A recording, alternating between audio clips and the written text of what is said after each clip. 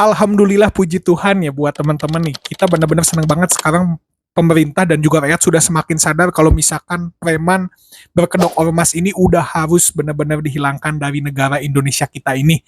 Di semua video kita ini benar-benar memperjuangkan agar preman berkedok ormas ini tuh bisa segera diungkap dan segera dihilangkan.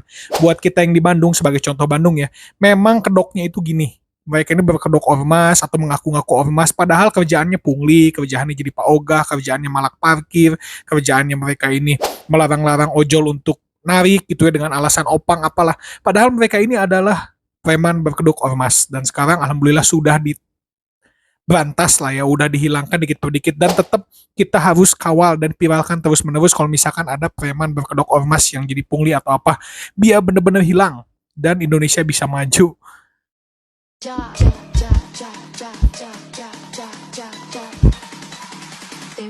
Kalau misalkan berita yang ditampilkan ini benar ada seorang asisten pribadi pengacara terkenal yang menggunakan jasa patwal polisi yang notabene itu buat kepentingan kenegaraan hanya untuk ke salon, hanya untuk perawatan dirinya, ini benar-benar penghinaan besar buat negara dan kita rakyat cuy. Bayangin aja ya, polisi, tentara, dan pengawalan ini sebenarnya kan untuk sesuatu yang urgent, untuk sesuatu yang memang kenegaraan, atau misalkan ambulans, atau misalkan pemadam kebakaran nih, atau iring-iringan presiden, tamu negara, ini cuma buat hal-hal gini. Ini sih benar-benar menurut kita nggak cuma sanksi sosial yang harus kita beri sama oknum orang ini, tapi juga hukuman yang berat. Ini menghina negara secara terang-terangan.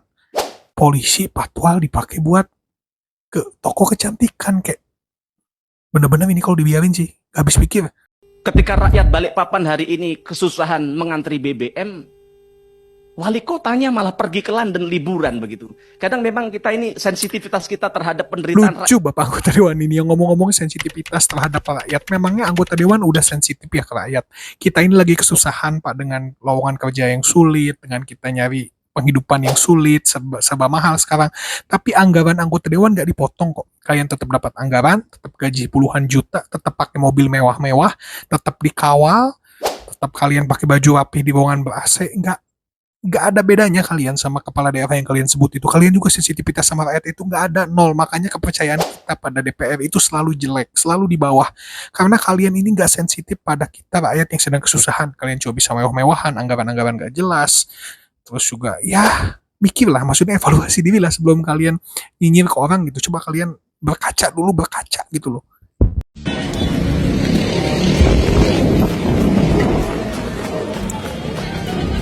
Kalian ingat sempat ada rame-rame dulu pedagang pasar Tanah Abang menolak online shop atau pengen online shop itu ditutup karena pendapatannya yang turun drastis. Padahal kalau misalkan kita analisis ya, bukan karena online shop.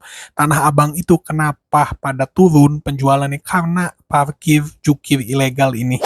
Karena jukir-jukir yang bisa minta 30.000 semobil, bahkan kita lihat ada yang lapor ya. Ini yang bikin ekonomi kita lesu. Ini yang bikin Tanah Abang kosong dan kalian malah nyalahin online shop gitu. Orang lebih milih online shop cuy. Berapa sih ongkir? 10.000, 15.000 ketimbang harus dipungli sampai 30.000.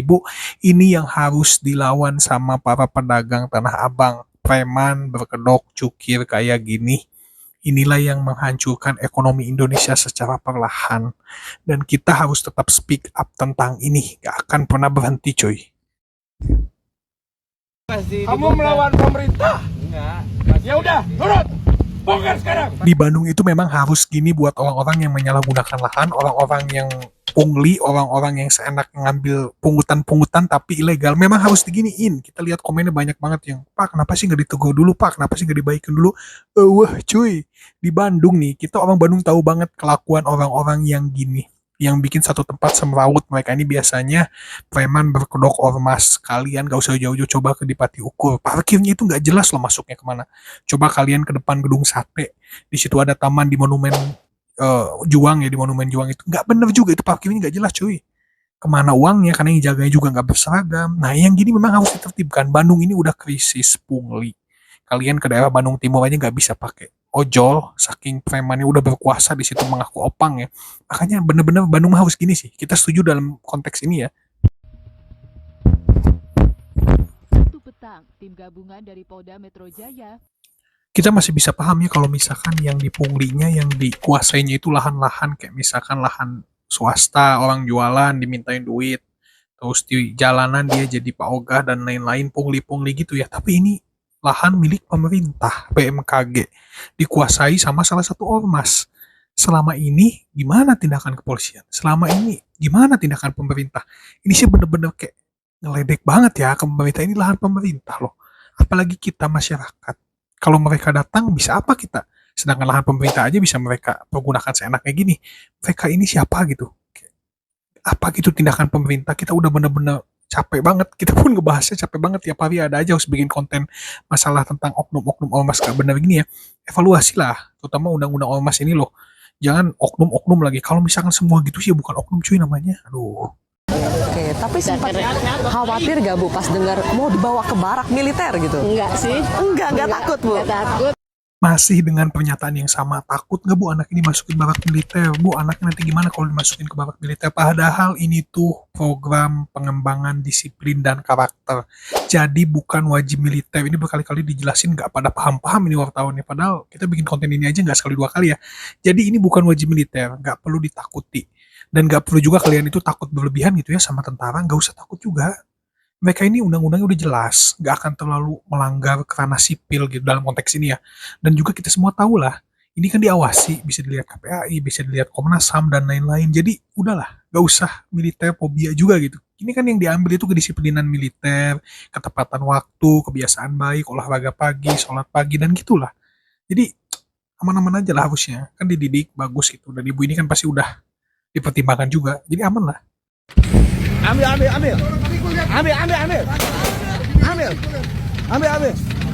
Coba kalian merenungkan sejenak ya, kalian yang kerja dalam seminggu 5 hari, 6 hari, lembur, terus kalian cuma dapat gaji UMK atau UMR yang nominalnya juga nggak gede-gede amat ya, harus bisa menelan pil pahit karena kalian ngelihat ormas-ormas ini yang puluhan orang menguasai sebuah lahan milik RSUD. Dan ini orang melakukan ini udah bertahun-tahun. Kebayang nggak dari satu motor misalkan 3.000 aja. Sehari ada berapa ribu motor mungkin. Sebulan ada berapa puluh ribu motor. Dan mereka bisa meraup untung yang banyak banget. Sedangkan kita yang kerja habis-habisan aja nggak mungkin dapat segitu gitu. Kayak ini melukai banget nggak sih? Kayak melukai banget asas keadilan gitu. Dan kita sebagai masyarakat nggak bisa diem terus cuy. Ini harus dilawan dengan berbagai cara apapun. Dengan kita mendorong polisi buat nangkepin mereka. Kalau perlu ya, semua ditangkap lah. Ketua Ormas Pemuda Pancasila Blora bersama dengan istrinya ditangkap Polda Jawa Tengah.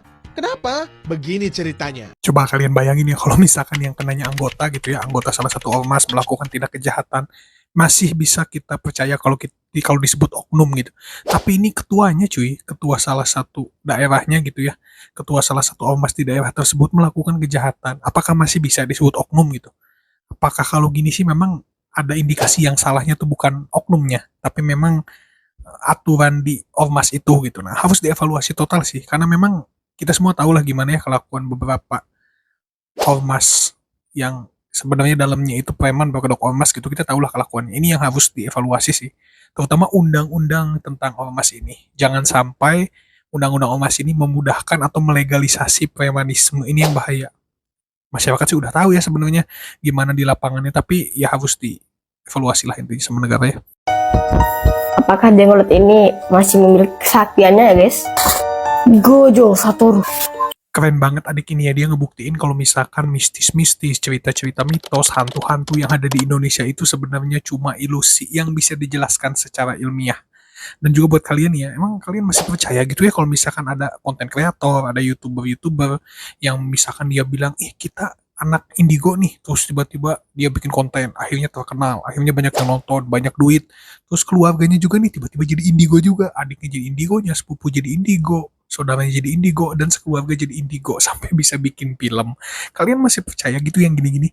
Kalian gak mikir kritis gitu kalau yang gini tuh cuma nyari untung doang gitu? Kalau dalam konteks hiburan, kita fine. Tapi kalau misalkan mereka menyatakan ada ini di sini, ada hantunya, ada ininya, dan mereka nggak disclaimer itu hiburan, ini sih penipuan. Karena nggak ada yang gitu-gitu cuy. Yang gitu-gitu tuh cuma ilusi doang. Jadi ya udahlah, pintar dikit lah.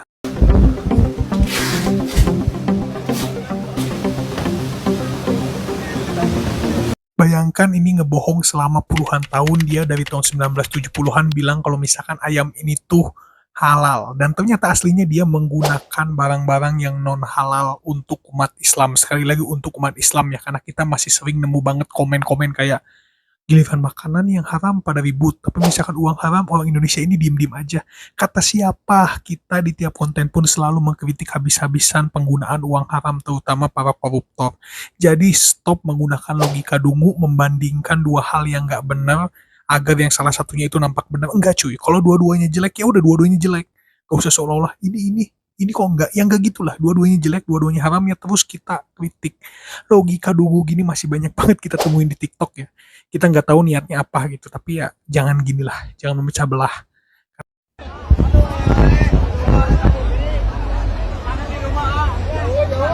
Aduh, you know enak itunya kita menikmatin euforia juaranya Persib Bandung sebagai sama bobotoh gitu. Kalau Persib juara tuh ya udah kita konvoy, kita nikmatin, kita bersyukur, berdoa pada Allah, berdoa pada Tuhan, dan kita berterima kasih gitu ya ini dikasih juara back to back. Tapi ini malah ngelakuin hal-hal yang aduh bikin pimasalaheun gitu ya, ini teh pimasalaheun ke klub nanti ke depannya, pimasalaheun ke Persibnya sendiri.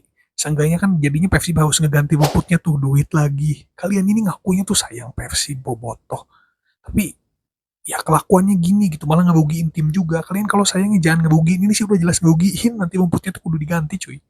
Dan ngeganti rumput gitu nggak murah, nggak segitu gantinya, pasti kudu diganti semua gitu. Aduh, bener-bener nggak habis pikir lagi sama yang ngaku-ngaku bobotoh gini. Ini sih bukan bobotoh lah, ini mah maling, jiwa maling.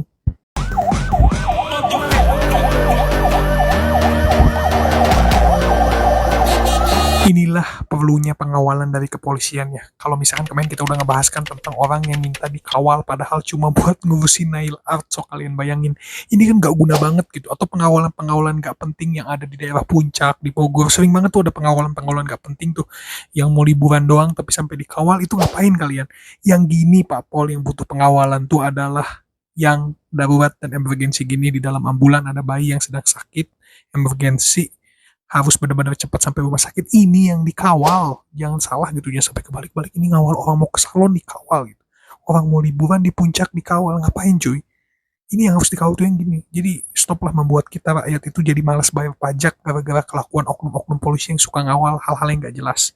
Ini harus di stop cuy, karena yang gitu banyak banget cuy. Bosan banget liatnya, kayak gak adil aja gitu. Hasil dari Bareskrim kemarin sudah menyebut bahwa ijazah Bapak asli sendiri, tanggapannya seperti apa Bapak? Iya memang. Kita malah jadi seuzon ya kalau misalkan isu ijazah palsu ini tuh cuma buat pengalihan isu-isu besar lainnya. Coba kalian hitung berapa isu besar yang udah teralihkan gara-gara ijazah palsu ini. Yang satu pagar laut cuy. Pagar laut ini isu yang sempet hangat kan, tapi sekarang hilang loh. Gak tahu kemana gitu. Yang kedua Pertamina.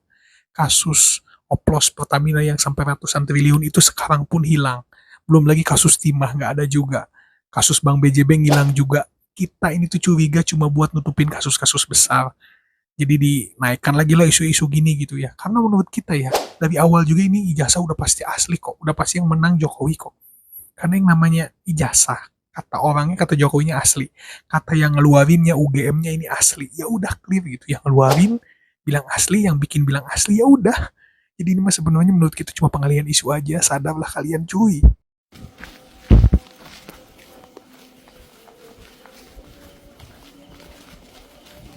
Ini udah way banget ini ya, kelakuan oknum ormas gitu. Udah bukan masyarakat sipil lagi, udah bukan pengusaha kecil lagi, udah bukan lahan pemerintah lagi yang dikuasai, tapi sekarang korbannya itu jaksa cuy. Jaksa korban, kalian bisa bayangin sendiri, mereka ini berani ngelawan jaksa. Gimana kita masyarakat sipil, gimana kita orang biasa gitu. Kalau misalkan jaksa aja, seorang penegak hukum yang bisa dibilang penegak hukum level tinggi gitu ya, karena kan di persidangan udah dilukain cuy. Ini mau nunggu apa lagi nih sampai harus kita masyarakat bisa memaksakan ke pemerintah atau ke DPR untuk mengevaluasi atau merevisi undang-undang ormas. Harus dipilah-pilih ormas mana yang diizinin. Ini udah bener-bener di luar nalar kita lah. Jadi ormas apa yang berguna yang enggak gitu. Jangan sampai ormas ini cuma jadi tempat untuk melegalisasi premanisme. Kita selalu ingat, itu bahaya cuy.